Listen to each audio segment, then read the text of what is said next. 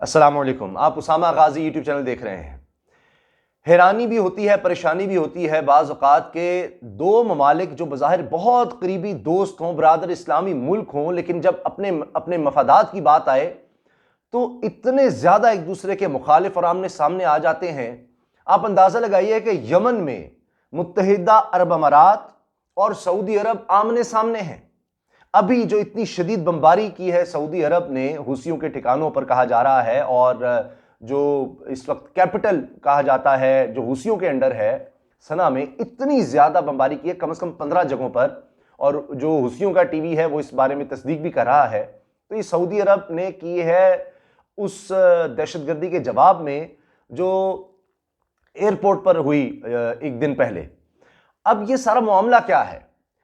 अब मसला यह है कि ये हैरान कुन बात देखिए आप कि इसको बीबीसी भी, CNN, जितने भी बड़े इदारे हैं वो रिपोर्ट कर रहे हैं कि हुसी तो अलग से रह गए, वहां पर दो धड़े हैं। एक को सऊदी अरब सपोर्ट कर रहा है, जबकि दूसरे धड़े को मुत्तहिदा अरब अमारात सपोर्ट कर रहा है। जुनूब में एक धड़ा है जिसको STC का नाम दिया गया है, STC, उसको मुत्तहिदा अरब अमारात सपोर्ट कर रहा है, ताकि उसने भी अलहदगी का ऐलान कर दिया था और जो यमन की हुकूमत थी उसको वहां से निकाल बाहर किया था। अब आप देखिए कि जो यमन की हुकूमत थी उसको सऊदी अरब सपोर्ट कर रहा था।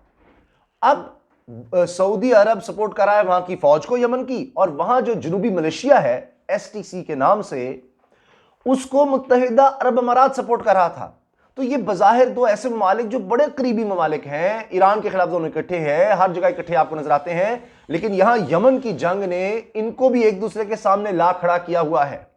और एक UAE एक ग्रुप को सपोर्ट कर रहा है, एक मलेशिया को, जिनकी जुनूब में पूरी तरह से एक हुकूमत कायम हो गई, और सऊदी अरब वहां जिसको इंटरनेशनली रिकग्नाइज किया जाता है उस हुकूमत के साथ है, वहां के सदर के साथ। लेकिन सदर का हाल है कि वो सऊदी अरब जाकर रहते हैं। अब ये सारा ये जो इतनी शदीद बमबारी की है सऊदी अरब ने 15 मुख्तलिफ जगहों पर दारुल हुकूमत सना में, उसकी नौबत क्यों आई?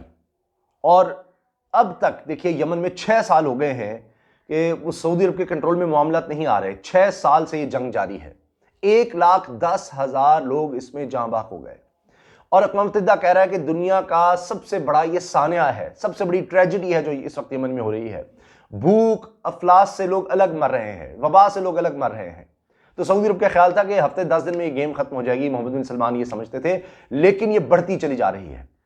अब ये जो सऊदी अरब ने बमबारी की जुमेरात के रोज की और हुसियों के ठिकानों पर की, इससे एक दिन पहले बुध को क्या होता है कि बड़ी मुश्किलों से सऊदी अरब एक कोलिशन बनाता है, एक हुकूमत बनाता है। 24 उसके वज़रा डिसाइड होते हैं। वो किस तरह से कि UAE जिस मलेशिया को बैक कर रहा है, जिन्होंने जुनूब में अदन शहर में, साहिली शहर है, वहां पर अपनी हुकूमत का भी डिक्लेयर कर दिया, तो उनको और वहां यमन की हुकूमत को जिसको सऊदी अरब बैक करता है, उन दोनों की सुलह करवाने की कोशिश की और कहा कि जी आधे आधे आपके लोग काबीना में शामिल हो जाएंगे। 24 है तो 12 इधर के UAE के, और 12 यानी जिनको सऊदी अरब बैक कर रहा है उनके 24 लोग। जब ये बुध के रोज वापस पहुंचे हैं, लाखों लोग, पूरा मुल्क देख रहा था कि जनाब चलें अब इनकी तो कम से कम सुलह हुई, जो UAE और सऊदी अरब के ग्रुप्स हैं उनकी तो सुलह हुई, तो शायद अब कुछ आगे बढ़े।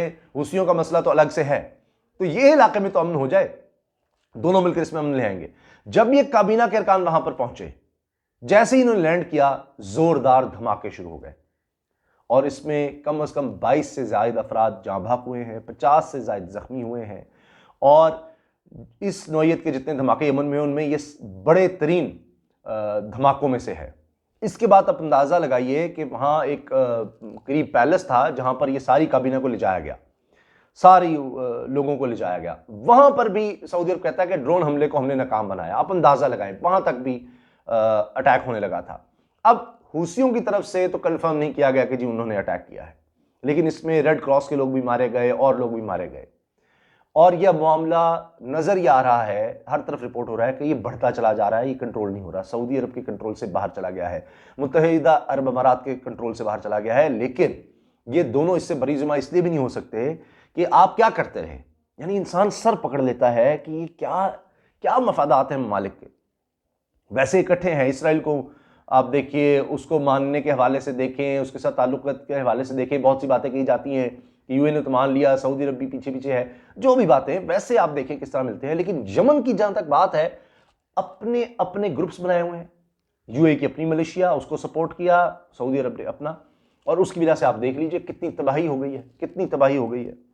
और ये खतरनाक बात यह है कि ये अभी तक, यानी कहा यह जा रहा है, मुबस्सिरीन ये कह रहे हैं कि ये पैगाम है कि यूएई और सऊदी अरब मिल भी जाएं, और ये अगर एक ग्रुप में आपने सुलह करवा भी दी है तो इससे कोई हालात कंट्रोल में नहीं आ जाएंगे। लाखों लोगों की उम्मीद, यमनियों की उम्मीद पर पानी फिर गया। जो लोग इसको बरह रास्त देख रहे थे, रेड कार्पेट बिछा हुआ था कि लोग आए हैं, काबीना चले, एक बन गई है, दो ग्रुप्स तो चले इकट्ठे हुए, अभी भी सुलह की कोशिशें, मुज़ाकरात कोशिशें हो रही हैं, लेकिन उसको एक और धचका लगा है कि जिसके बाद अब ये दोबारा वहां पर लड़ाई में शिद्दत आ गई है। ये एयर स्ट्राइक्स हुई हैं सऊदी अरब की तरफ से। अब इसमें मैं जो डिटेल्स आ रही हैं ताकि एक एक चीज़ आपको पहुंच सके, कि अब ये एक मुत्तहिदा काबीना इसको कहा गया था, जो बुध के रोज़ गई और वहां पर ये अटैक हुआ, जिसके जवाब में फिर जुमेरात के रोज़ अटैक किया सऊदी अरब ने। अच्छा, अब लाखों लोग इसको देख रहे थे, बड़ा एक माहौल बना हुआ था, लेकिन फिर अचानक धमाके शुरू हो गए और एयरपोर्ट में, जो सबसे ज़्यादा सिक्योर एरिया होता है साहिली शहर अदन के एयरपोर्ट पर, धमाके हुए और इसमें 22 से ज़्यादा अफराद जाँ बाग और 50 से ज़्यादा ज़ख्मी हुए। और अब ये तब हुए हैं कि जब नई जो मुंतखब काबीना थी, इसका मैंने आपको बताया है, वो सऊदी अरब में एक मुआहदे पर मुज़ाकरात के बाद वापस आ रहे थे। सऊदी अरब बड़ा इस पर खुश होगा कि जी चलें हल निकला। अब यमन के वज़ीर आज़म मुइन अब्दुल मलिक सईद ने कहा कि जी इनकी काबीना के अरकान ठीक हैं, और वज़ीर इत्तलात ने कहा जी इस बुज़दिलाना दहशतगर्द हमले का इल्ज़ाम हम हुसियों पर लगाते हैं। उन्होंने उस पर लगा दिया। लीज़ डुसेट बड़ी मशहूर है, BBC की चीफ बैनुल-अक़वामी नामा निगार हैं, उन्होंने भी कहा कि ये सुर्ख़ बिछा हुआ था, यहाँ पर बड़ा माहौल था, लेकिन अब नज़र ये आ रहा है कि अब भी हुकूमत बड़ी मुश्किलात से दो चार है इस मुआहदे के बाद। यानी ये दो ग्रुप्स में, यूएई और सऊदी अरब के जो बैक ग्रुप्स थे, उनमें मामला तय होने के बाद भी अब लोगों को इन दोनों से, वहाँ के अवाम को शिकायत थी कि आप आपस में तो सुलह कर लेते। वो हुसियों से भी तंग हैं, सबसे तंग हैं कि हमें तो अमन चाहिए। अब आप देखें कि जिस तरह से धमाके हुए, एक के बाद एक धमाका वहाँ पर हुआ और वहाँ से फिर लोगों को ले जाया गया। इससे पहले कहा जाता है अगस्त 2019 में हुसी बागियों की जानिब से अदन में फौजी परेड पर हमले में 36 अफराद मारे गए थे, और उसके बाद ये शायद अपनी उस नौइयत का एक और बड़ा धमाका है एक साल के बाद। अब वज़ीर आज़म मुइन अब्दुल मलिक ने कहा कि बागी इन्हें और इनकी हुकूमत को इस तरह के हमलों से खौफजदा नहीं कर सकते। अब बयान तो वो दे रहे हैं। अच्छा, लोग ये कहते हैं जी सदर जो है रियाज में ऐशो इशरत की ज़िंदगी गुजार रहे हैं, वो यहाँ पर आते नहीं हैं। अब ये कहा जा रहा है कि ये हमला वाज़ेह इशारा है कि हालात कंट्रोल में नहीं आ रहे। 2012 से ये जंग लगी हुई है और सऊदी अरब की सरबराही में अरब ममालिक इत्तेहाद ने यमन में हुसी बागियों को शिकस्त देने के लिए फ़ौजी ऑपरेशन किया था, जो ये तनाज़ा यमन के लिए तबाहकुन साबित हुआ। और इस ऑपरेशन का मकसद मुल्क में सदर अब्दुल रबा मंसूर हादी की बहाली थी, लेकिन वो सदर ने बहाल क्या होना था, आज तक तबाही है। गुज़श्ता 5 सालों में चलने वाली इस लड़ाई में 1,10,000 से ज़्यादा अफराद जाँ बाक हुए हैं और इसे दुनिया का बदतरीन इंसानी साहनिया करार दिया जा रहा है। लाखों अफराद ग़िज़ाई क़िल्लत का शिकार हो चुके हैं और वबा की वजह से और ज़्यादा तबाही हुई है। अब सऊदी और इमारती इत्तेहादियों के लिए भी एक साफ पैगाम इसको कहा जा रहा है कि भाई तुम मिल भी जाओ तो ये मामला नहीं रुकने वाले, कोई हल नज़र नहीं आ रहा।